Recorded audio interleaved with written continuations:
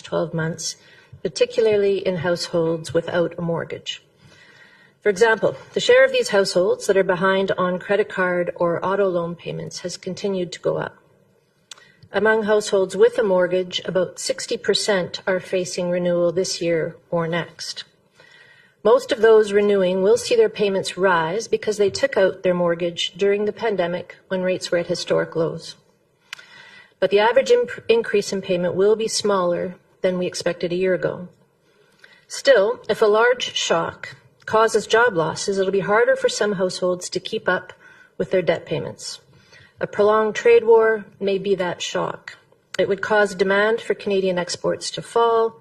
It would disrupt supply chains, threatening jobs and incomes. Workers in trade-dependent industries could find it particularly difficult to continue managing their debt. A prolonged trade war would also matter for businesses. Most Canadian businesses have managed to adjust to past interest rate increases, and the surge in small business insolvencies last year proved to be temporary.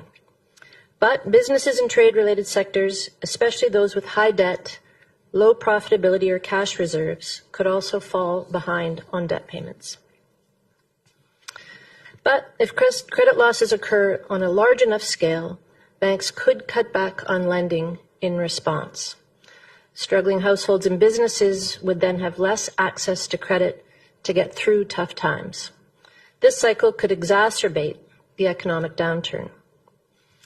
In the non-bank financial sector, the growing presence of hedge funds in the market for Government of Canada bonds raises some concerns. Government bond markets are the foundation of the financial system, and they need to function smoothly for all other markets to work well. The increased activity by hedge funds has helped absorb increased issuance of government debt, keeping yields lower and liquidity higher. But hedge funds have also taken on increasingly large amounts of leverage to fund their purchase of government bonds.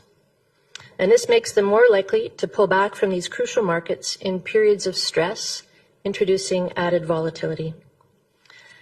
The recent gyrations in the U.S. Treasury market clearly illustrated this risk. If the trade war causes a larger spike in volatility than we've seen so far, leveraged hedge funds might rush to sell their holdings. That could strain liquidity across core markets, increasing stress throughout the financial system.